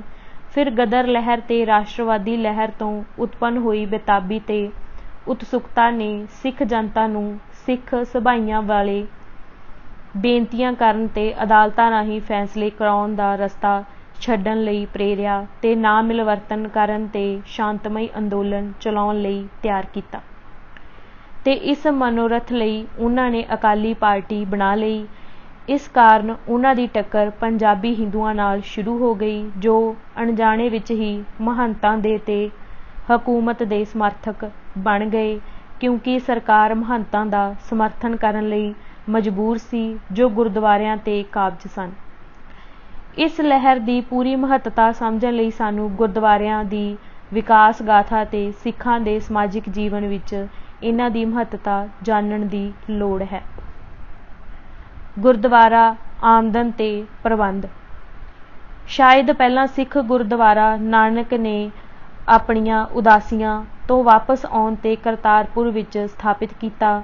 ਉਸ ਸਮੇਂ ਇਹ ਸਧਾਰਨ ਜਿਹੀ ਧਰਮਸ਼ਾਲਾ ਸੀ ਜਿੱਥੇ ਉਸ ਦੇ ਪੈਰੋਕਾਰ ਉਸ ਦੇ ਪ੍ਰਵਚਨ ਤੇ ਸ਼ਬਦ ਕੀਰਤਨ ਸੁਣਨ ਲਈ ਸੰਗਤ ਰੂਪ ਵਿੱਚ ਇਕੱਠੇ ਹੁੰਦੇ।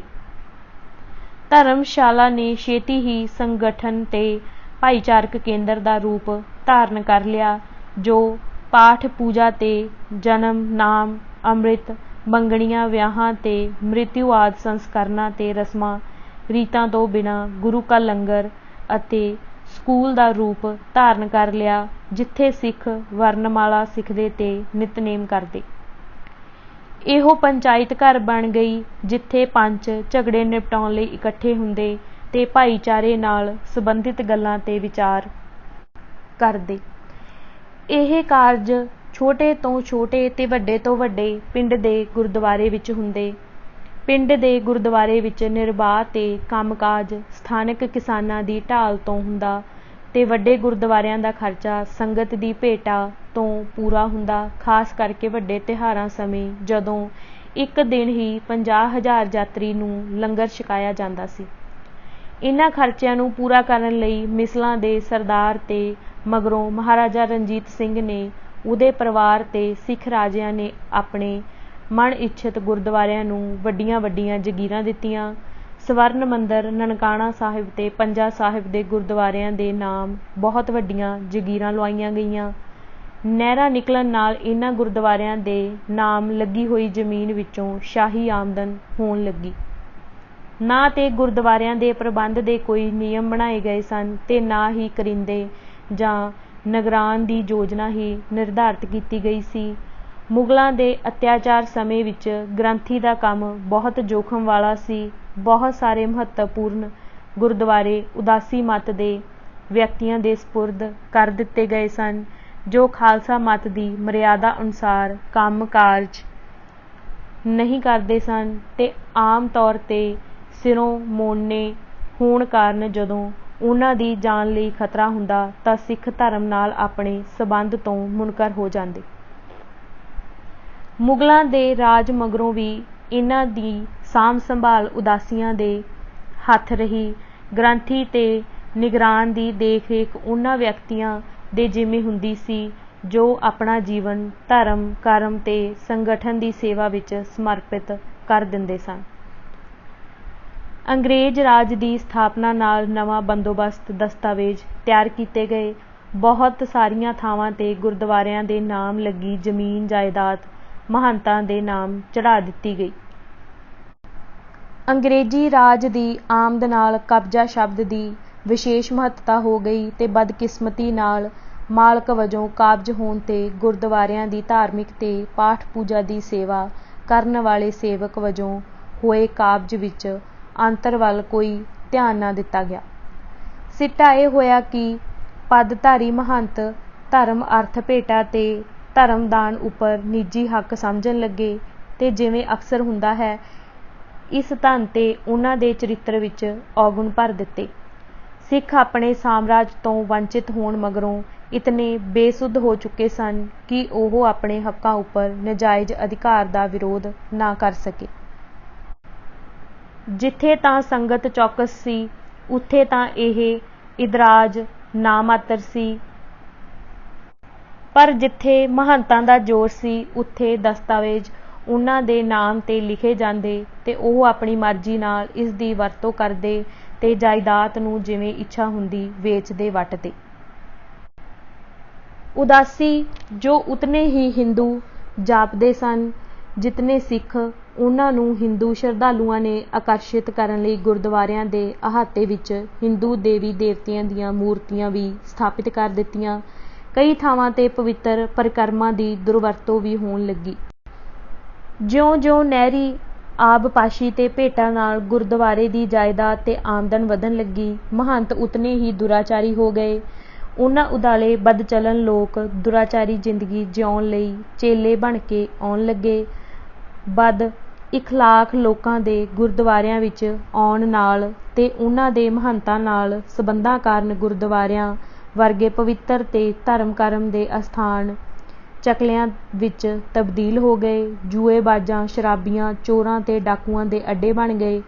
ਨਾ ਕਿਸੇ ਆਦਮੀ ਦੀ ਇੱਜ਼ਤ ਮਹਿਫੂਜ਼ ਸੀ ਤੇ ਨਾ ਹੀ ਕਿਸੇ ਇਸਤਰੀ ਦੀ ਅਸਮਤ ਸੁਰੱਖਿਅਤ ਸੀ।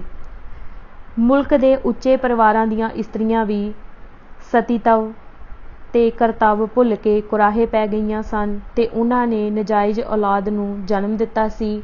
ਕੁਆਰੀਆਂ ਕੁੜੀਆਂ ਚੁੱਕ ਲਈਆਂ ਜਾਂਦੀਆਂ ਤੇ ਉਹਨਾਂ ਨਾਲ ਬਲਾਤਕਾਰ ਕੀਤਾ ਜਾਂਦਾ। ਮਹੰਤਾਂ ਨੇ ਮਸ਼ੂਕਾਵਾਂ ਤੇ ਰਖੇਲਾਂ ਰੱਖੀਆਂ ਹੋਈਆਂ ਸਨ ਤੇ ਇੰਜ ਕਰਨ ਲਈ ਉਹ ਆਪਣੇ ਧਰਮ ਤੱਕ ਹੀ ਸੀਮਿਤ ਨਹੀਂ ਸਨ। ਉਹਨਾਂ ਦੇ ਵੇਸਵਾ ਚੋਂ ਪੁੱਤਰ ਸਨ ਜਿਨ੍ਹਾਂ ਦੇ ਨਾਮ ਉਹ ਗੁਰਦੁਆਰਿਆਂ ਦੀ ਲੱਖਾਂ ਦੀ ਜਾਇਦਾਦ ਲਾ ਦਿੰਦੇ। ਸਵਰਨ ਮੰਦਰ ਦੇ ਪ੍ਰਬੰਧ ਵਿੱਚ ਸਿੱਖ ਭਾਈਚਾਰੇ ਦੀ ਸਦਾ ਹੀ ਡੂੰਘੀ ਦਿਲਚਸਪੀ ਰਹੀ ਹੈ। ਇਲਹਾਕ ਮਗਰੋਂ ਕਈ ਵਾਰ ਤਾਂ ਮਹੱਤਵਪੂਰਨ ਮਸਲਿਆਂ ਵਿੱਚ ਅੰਮ੍ਰਿਤਸਰ ਦਾ ਡਿਪਟੀ ਕਮਿਸ਼ਨਰ ਇਹਦੀ ਦੇਖਭਾਲ ਕਰਦਾ ਤੇ ਬਾਕੀ ਕੰਮਾਂ ਵਿੱਚ ਮਹੰਤ ਆਪਣੀ ਮਰਜ਼ੀ ਕਰਦੇ। ਗਦਰ ਦੇ ਦਮਨ ਤੋਂ ਛੇਤੀ ਮਗਰੋਂ ਹੀ ਮੁਖੀ ਸਿੱਖ ਸਰਦਾਰਾਂ ਨੇ ਗੁਰਦੁਆਰਿਆਂ ਦੇ ਪ੍ਰਬੰਧ ਨੂੰ ਨਵੇਂ ਸਿਰਿਓਂ ਸੰਗਠਿਤ ਕਰਨ ਲਈ ਸਰਕਾਰ ਕੋਲ ਬੇਨਤੀ ਕੀਤੀ। 22 ਦਸੰਬਰ 1859 ਨੂੰ ਇੱਕ ਸਮਾਗਮ ਜੋ ਡਿਪਟੀ ਕਮਿਸ਼ਨਰ ਦੀ ਪ੍ਰਧਾਨਗੀ ਵਿੱਚ ਹੋਇਆ, 9 ਮੈਂਬਰਾਂ ਤੇ ਆਧਾਰਿਤ ਇੱਕ ਗੁਰਦੁਆਰਾ ਪ੍ਰਬੰਧਕ ਕਮੇਟੀ ਬਣਾਉਣ ਦਾ ਫੈਸਲਾ ਕੀਤਾ ਗਿਆ। ਪਰੰਤੂ ਜਾਪਦਾ ਹੈ ਕਿ ਕਮੇਟੀ ਨੇ ਬਹੁਤੀ ਦਿਲਚਸਪੀ ਨਾ ਲਈ ਤੇ ਗੁਰਦੁਆਰੇ ਦਾ ਪ੍ਰਬੰਧ ਪਹਿਲਾਂ ਵਾਂਗ ਡਿਪਟੀ ਕਮਿਸ਼ਨਰ ਦੀ ਸਿੱਧੀ ਨਿਗਰਾਨੀ ਹੇਠ ਮੁੱਖ ਪੁਜਾਰੀ ਦੇ ਹੱਥ ਵਿੱਚ ਹੀ ਰਿਹਾ। ਸਿੰਘ ਸਭਾ ਨੇ ਅਛੂਤ ਜਾਤੀਆਂ ਦੇ ਸਿੱਖਾਂ ਨੂੰ ਗੁਰਦੁਆਰਿਆਂ ਵਿੱਚੋਂ ਬਾਹਰ ਰੱਖਣ ਤੇ ਵੱਡੇ ਗੁਰਦੁਆਰਿਆਂ ਵਿੱਚ ਮੂਰਤੀ ਪੂਜਾ ਦਾ ਸਭ ਤੋਂ ਪਹਿਲਾਂ ਵਿਰੋਧ ਕੀਤਾ। ਹਜ਼ੂਰ ਸਾਹਿਬ ਨੰਦੇੜ ਦੇ ਪੁਜਾਰੀਆਂ ਨੇ ਜਵਾਬੀ ਕਾਰਵਾਈ ਵਜੋਂ ਸਿੰਘ ਸਭਾ ਦੇ ਮੈਂਬਰਾਂ ਨੂੰ ਧਰਮ ਚੋਂ ਛੇਕ ਦਿੱਤਾ ਤੇ ਦੂਸਰੇ ਗੁਰਦੁਆਰਿਆਂ ਦੇ ਪੁਜਾਰੀਆਂ ਨੂੰ ਅਜਿਹਾ ਕਰਨ ਦੀ ਨਸੀਹਤ ਕੀਤੀ। ਇਹ ਫਰਮਾਨ ਲਾਗੂ ਨਾ ਕੀਤਾ ਜਾ ਸਕਿਆ ਕਿਉਂਕਿ ਸਿੰਘ ਸਭਾ ਪੰਜਾਬ ਵਿੱਚ ਬਹੁਤ ਸ਼ਕਤੀਸ਼ਾਲੀ ਹੋ ਚੁੱਕੀ ਸੀ। ਪਰੰਤੂ ਇਸ ਦੇ ਉਲਟ ਸਿੰਘ ਸਭਾ ਵੱਲੋਂ ਦਬਾਅ ਪਾਏ ਜਾਣ ਪਿੱਛੋਂ ਹਿੰਦੂ ਬੁੱਤ ਦਰਬਾਰ ਸਾਹਿਬ ਦੀ ਪਰਿਕਰਮਾ ਵਿੱਚੋਂ 1905 ਵਿੱਚ ਹਟਾ ਦਿੱਤੇ ਗਏ। ਸਾਲ ਮਗਰੋਂ ਜਦ ਮਹੰਤ ਮਰ ਗਿਆ ਤਾਂ ਸਿੰਘ ਸਭਾ ਨੇ ਡਿਪਟੀ ਕਮਿਸ਼ਨਰ ਨੂੰ ਇਹ ਗੱਲ ਗ੍ਰਹਿਣ ਕਰਵਾਉਣ ਤੇ ਜ਼ੋਰ ਦਿੱਤਾ ਕਿ ਉਹਦੇ ਉੱਤਰਾਧਿਕਾਰੀ ਦੀ ਨਿਯੁਕਤੀ ਲਈ ਸਿੱਖ ਧਰਮ ਦੇ ਪ੍ਰਤੀਨਿਧੀਆਂ ਨਾਲ ਸਲਾਹ ਮਸ਼ਵਰਾ ਕਰਨ ਦੀ ਲੋੜ ਸੀ। ਸਿੰਘ ਸਭਾ ਦੇ ਆਗੂ ਵਫਾਦਾਰ ਤੇ ਸਰਕਾਰ ਪ੍ਰਸਤ ਸਨ ਜੋ ਉਹ ਮੁਕੱਦਮੇ ਦਾਇਰ ਕਰਨ ਜਾਂ ਅਧਿਕਾਰੀਆਂ ਕੋਲ ਬੇਨਤੀਆਂ ਕਰਨ ਤੋਂ ਬਿਨਾਂ ਹੋਰ ਕੁਝ ਨਹੀਂ ਕਰ ਸਕਦੇ ਸਨ। ਗੁਰਦੁਆਰਿਆਂ ਦੀ ਜਾਇਦਾਦ ਦੀ ਦੁਰਵਰਤੋਂ ਰੋਕਣ ਲਈ ਤਾਂ ਸਖਤ ਕਦਮ ਉਠਾਉਣ ਦੀ ਜ਼ਰੂਰਤ ਸੀ। 1912 ਈਸਵੀ ਵਿੱਚ ਸਥਿਤੀ ਉਸ ਸਮੇਂ ਵਿਗੜ ਗਈ ਜਦੋਂ ਸਰਕਾਰ ਨੇ ਨਵੀਂ ਰਾਜਧਾਨੀ ਉਸਾਰਨ ਲਈ ਦਿੱਲੀ ਦੇ ਗੁਰਦੁਆਰਾ ਰਕਾਬਗੰਜ ਦੇ ਨਾਮ ਲੱਗੀ ਜ਼ਮੀਨ 'ਤੇ ਕਬਜ਼ਾ ਕਰ ਲਿਆ ਤੇ ਗੁਰਦੁਆਰੇ ਦੀ 4 ਦੀਵਾਰੀ ਦੀ ਕੰਧ ਢਾਹ ਦਿੱਤੀ। ਗਰਮ ਖਿਆਲੀ ਧੜੇ ਨੇ ਮਹੰਤ ਦੇ ਗੁਰਦੁਆਰੇ ਦੀ ਜ਼ਮੀਨ ਸਰਕਾਰ ਨੂੰ ਦੇਣ ਦੇ ਹੱਕ ਨੂੰ ਵੰਗਾਰਿਆ ਤੇ ਗੁਰਦੁਆਰਿਆਂ ਦੀ 4 ਦੀਵਾਰੀ ਨੂੰ ਢਾਹੇ ਜਾਣ ਨੂੰ ਅਪਵਿੱਤਰ ਕਾਰਜ ਕਿਹਾ। ਮੋਰਚਾ ਲਾਉਣ ਦੀਆਂ ਗੱਲਾਂ ਹੋਣ ਲੱਗੀਆਂ ਪਰ ਜੰਗ ਕਾਰਨ ਇਹ ਅੱਗੇ ਪਾ ਦਿੱਤਾ ਗਿਆ। 1918 ਈਸਵੀ ਵਿੱਚ ਇਸ ਬਾਰੇ ਮੁੜ ਅੰਦੋਲਨ ਸ਼ੁਰੂ ਕੀਤਾ ਗਿਆ। ਮਾਨਟੇਗੂ ਚੈਮਸਫੋਰਡ ਸੰਵਿਧਾਨਿਕ ਤਜਵੀਰਾਂ ਦੇ ਕਾਰਨ ਪੈਦਾ ਹੋਈ ਨਿਰਾਸ਼ਤਾ ਪਿੱਛੋਂ ਮਾਰਸ਼ਲ ਲਾਅ ਪ੍ਰਬੰਧ ਸਮੇਂ ਵੱਡੀ ਪੱਧਰ 'ਤੇ ਸਰਕਾਰੀ ਆਤੰਕ ਨੇ ਸਿੱਖ ਜਨਤਾ ਨੂੰ ਸਰਕਾਰ ਦੇ ਆਲੋਚਕ ਬਣਾ ਦਿੱਤਾ। ਰਾਸ਼ਟਰੀ ਵਿਚਾਰਧਾਰਾ ਵਾਲੇ ਵਿਅਕਤੀਆਂ ਨੇ ਸਿੱਖ ਮਸਲਿਆਂ ਉੱਪਰ ਸਿੰਘ ਸਭਾ ਦੀ ਇਜਾਰੇਦਾਰੀ ਖਤਮ ਕਰ ਦਿੱਤੀ ਤੇ 1919 ਦੀਆਂ ਸਰਦੀਆਂ ਵਿੱਚ ਅੰਮ੍ਰਿਤਸਰ ਵਿੱਚ ਸੈਂਟਰਲ ਸਿੱਖ ਲੀਗ ਦੀ ਸਥਾਪਨਾ ਕਰ ਦਿੱਤੀ ਗਈ। ਮਗਰੋਂ ਲਾਹੌਰ ਵਿੱਚ ਹੋਏ ਸਮਾਗਮ 'ਚ ਲੀਗ ਨੇ ਅੰਗਰੇਜ਼ਾਂ ਨਾਲ ਨਾ ਮਿਲਵਰਤਨ ਦਾ ਮਤਾ ਪਾਸ ਕਰ ਦਿੱਤਾ ਤੇ ਰਕਾਬਗੰਜ ਦੀ ਜ਼ਮੀਨ ਜਿਸ 'ਤੇ ਸਰਕਾਰ ਨੇ ਅਧਿਕਾਰ ਕਰ ਲਿਆ ਸੀ ਉੱਪਰ ਜ਼ਬਰਦਸਤੀ ਕਬਜ਼ਾ ਲੈਣ ਦਾ ਫੈਸਲਾ ਲਿਆ। ਇਹ ਮੰਗ ਵੀ ਕੀਤੀ ਗਈ ਕਿ ਖਾਲਸਾ ਕਾਲਜ ਦੇ ਪ੍ਰਬੰਧ ਦਾ ਕੰਮ ਵੀ ਸਰਕਾਰੀ ਹੱਥਾਂ 'ਚੋਂ ਲੈ ਕੇ ਸਿੱਖ ਕਮੇਟੀ ਨੂੰ ਸੌਂਪ ਦਿੱਤਾ ਜਾਵੇ। ਸਰਕਾਰ ਨੇ ਸਿੱਖਾਂ ਨੂੰ ਪਤਿਆਉਣ ਦੀ ਕੋਸ਼ਿਸ਼ ਕੀਤੀ। ਰਕਾਬਗੰਜ ਦੀ ਢਾਹੀ ਕੰਧ ਦੁਬਾਰਾ ਬਣਾ ਦਿੱਤੀ ਗਈ ਤੇ ਸਰਕਾਰ ਵੱਲੋਂ ਪ੍ਰਾਪਤ ਕੀਤੀ ਗਈ ਜ਼ਮੀਨ ਵੀ ਪ੍ਰਤੀਨਿਧ ਸਿੱਖਾਂ ਦੀ ਕਮੇਟੀ ਨੂੰ ਸੌਂਪ ਦਿੱਤੀ ਗਈ ਜਿਸ ਨੇ ਗੁਰਦੁਆਰੇ ਦਾ ਪ੍ਰਬੰਧ ਸੰਭਾਲ ਲਿਆ ਸੀ। ਸਿੱਖਾਂ ਨੂੰ ਇੱਕ ਤਰ੍ਹਾਂ ਹਥਿਆਰ ਦੇ ਕਾਨੂੰਨ ਤੋਂ ਵੀ ਛੋਟ ਦਿੱਤੀ ਗਈ ਤੇ ਉਹਨਾਂ ਨੂੰ ਕਿਰਪਾਨ ਰੱਖਣ ਦੀ ਇਜਾਜ਼ਤ ਦੇ ਦਿੱਤੀ ਗਈ। ਜੇਲ੍ਹ ਵਿਚਲੇ ਸਿੱਖ ਕੈਦੀਆਂ ਨੂੰ ਆਪਣੇ ਧਾਰਮਿਕ ਚਿੰਨ੍ਹ ਰੱਖਣ ਦੀ ਆਗਿਆ ਦੇ ਦਿੱਤੀ ਗਈ ਤੇ ਦੂਸਰੇ ਕੈਦੀ ਜਿਨ੍ਹਾਂ ਨੂੰ ਟੋਪੀ ਪਹਿਨਣੀ ਚਾਹੀਦੀ ਸੀ ਦੇ ਮੁਕਾਬਲੇ 'ਤੇ ਸਿੱਖਾਂ ਨੂੰ ਦਸਤਾਰ ਰੱਖਣ ਦੀ ਖੁੱਲ੍ਹ ਮਿਲ ਗਈ।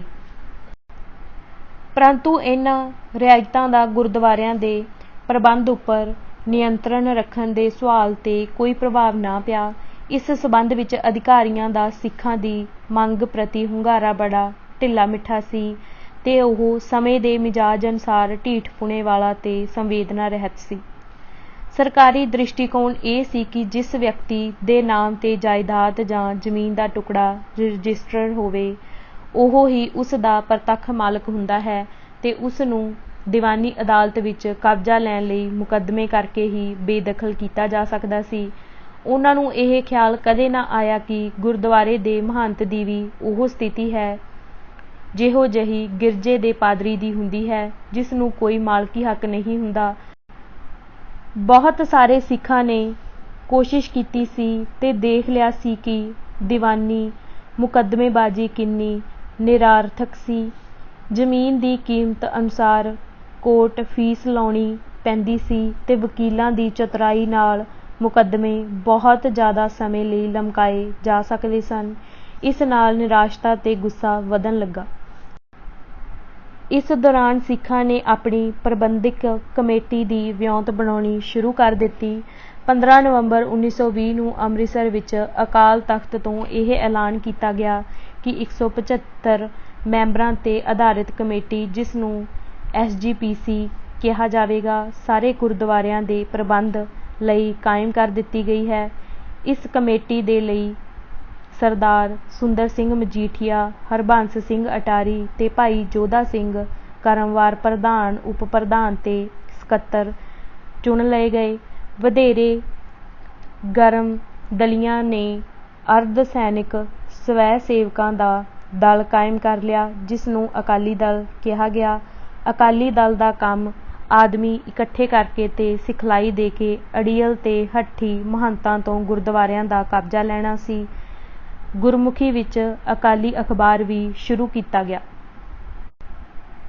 ਸਿੱਖਾਂ ਦੇ ਇਰਾਦੇ ਤੇ ਸੰਮਤੀ ਦੇ ਦਬਾਅ ਕਾਰਨ ਮਹੰਤਾਂ ਨੇ ਚੁਣੀਆਂ ਹੋਈਆਂ ਕਮੇਟੀਆਂ ਨੂੰ ਗੁਰਦੁਆਰਾ ਜਾਇਦਾਦਾਂ ਸੌਂਪਣ ਲਈ ਰਜ਼ਾਮੰਦੀ ਦਿਖਾਈ ਤੇ ਤਨਖਾਹਦਾਰ ਗ੍ਰੰਥੀ ਬਣਨ ਲਈ ਤਿਆਰ ਹੋ ਗਏ। परंतु तरन ताਰਨ ਦੇ ਗੁਰਦੁਆਰੇ ਵਿੱਚ ਹਿੰਸਾ ਹੋਣ ਨਾਲ 2 ਅਕਾਲੀ ਮਾਰੇ ਗਏ ਤੇ ਦਰਜਨ ਤੋਂ ਵੱਧ ਜ਼ਖਮੀ ਹੋ ਗਏ। ਤਰन ताਰਨ ਤਾਂ ਆਉਣ ਵਾਲੀਆਂ ਘਟਨਾਵਾਂ ਦੀ ਭੂਮਿਕਾ ਹੀ ਸੀ। ਅੱਜ ਅਸੀਂ ਇਸ ਕਿਤਾਬ ਦੇ 202 ਪੰਨਾ ਨੰਬਰ ਤੱਕ ਪੜ੍ਹ ਚੁੱਕੇ ਹਾਂ। ਬਾਕੀ ਦੀ ਕਿਤਾਬ ਅਸੀਂ ਅਗਲੇ ਭਾਗ ਵਿੱਚ ਪੜ੍ਹਾਂਗੇ। ਵਾਹਿਗੁਰੂ ਜੀ ਕਾ ਖਾਲਸਾ, ਵਾਹਿਗੁਰੂ ਜੀ ਕੀ ਫਤਿਹ।